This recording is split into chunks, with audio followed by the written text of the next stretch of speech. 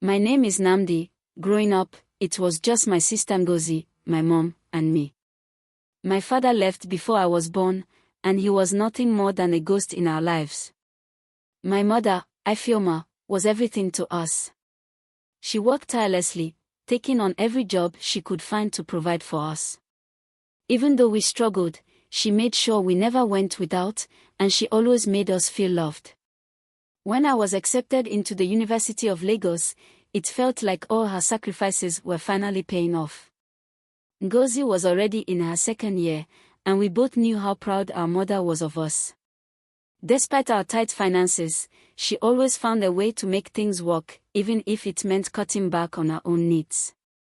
During my first year, I attended a seminar on campus where Kelechi, a successful businessman, was the guest speaker. He was older, probably in his early 40s, and I was immediately drawn to his intelligence, confidence, and the way he carried himself. After the seminar, I introduced myself, and to my surprise, he took an interest in me. We quickly formed a bond, and he became my mentor. Kelechi was everything I aspired to be. He was successful, well-spoken, and seemed genuinely interested in helping young people. He would help me with my studies, offer advice about life, and even invite me to his office to see how the business world worked. I admired him so much that I couldn't stop talking about him at home. I would often tell my mother and Ngozi about Kelechi, how he had achieved so much, how he was guiding me, and how I wanted to be just like him one day. "Mama, you should see how he handles things at work," I'd say, full of excitement.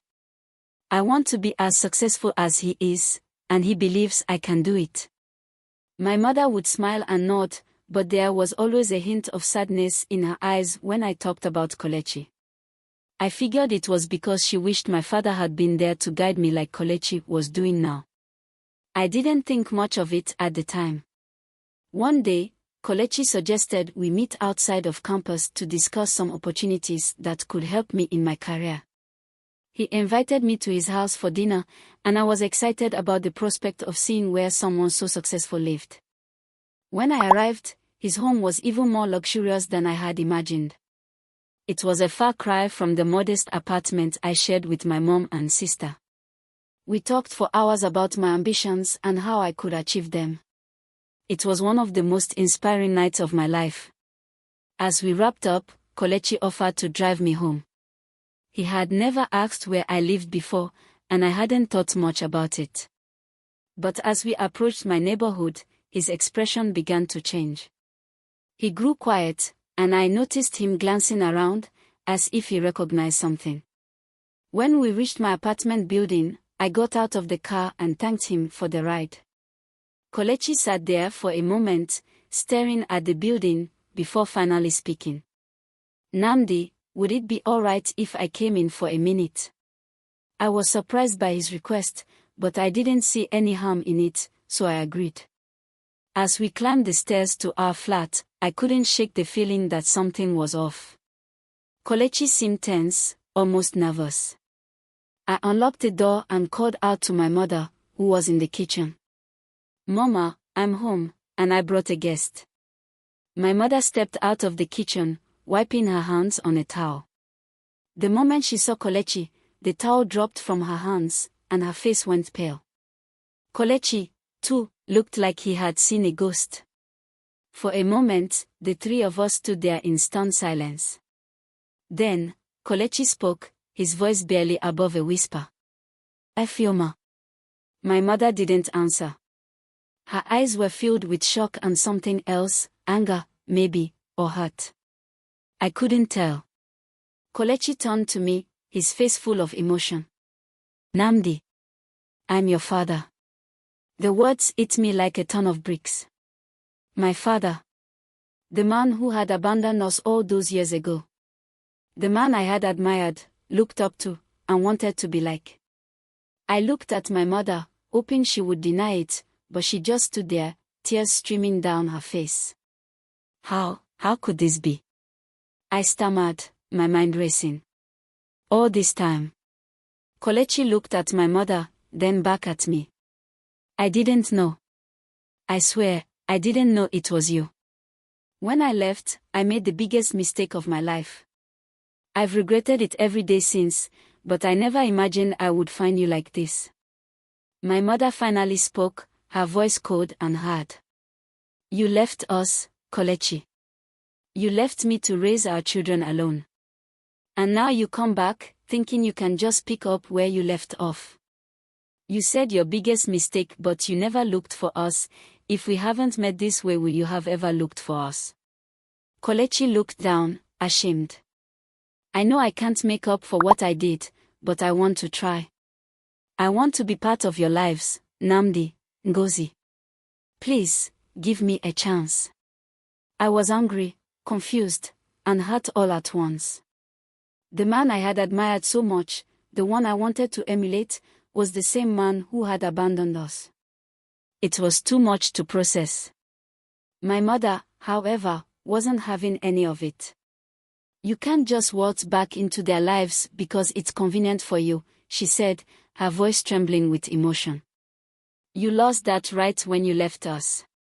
Kelechi pleaded with her, with me, but my mother wasn't swayed.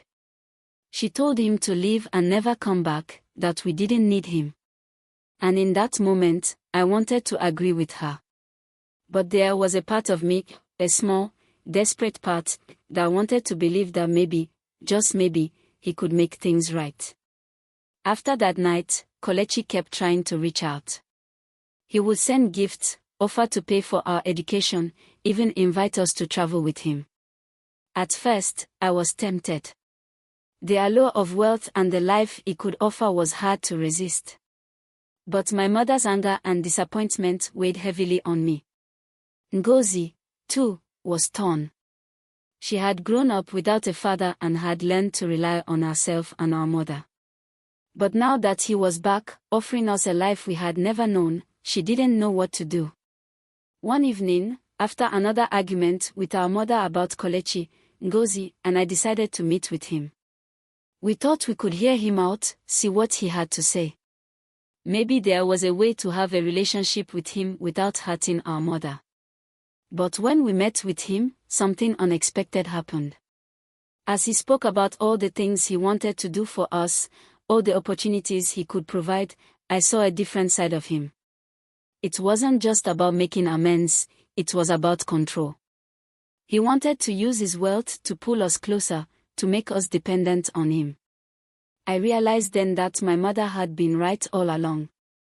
Kelechi hadn't changed. He was still trying to control everything, just in a different way. And I knew that if I accepted his help, I would be betraying everything my mother had done for us. We told him he hasn't changed, and if this is what him coming to our life will be about, we don't want it. We left. When we got home that night, I saw the worry in my mother's eyes. She didn't have to say anything, I knew she was afraid we would fall for Kelechi's promises. But instead of arguing with her, I hugged her tightly and told her we had made our decision. We are not going anywhere, Mama, I said. We don't need his money or his gifts. We have everything we need right here.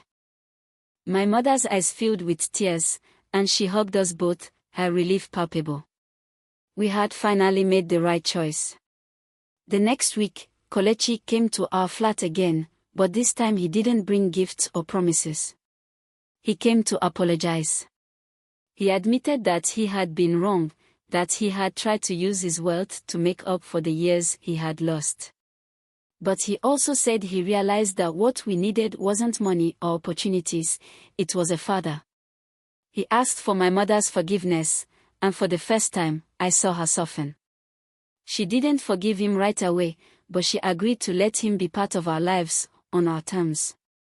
From that day on, things slowly started to change.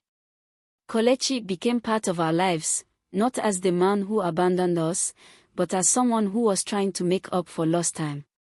He didn't push or try to control us anymore. Instead, he listened, supported us, and respected the boundaries we set. It wasn't an easy road, but over time, we found a way to be a family.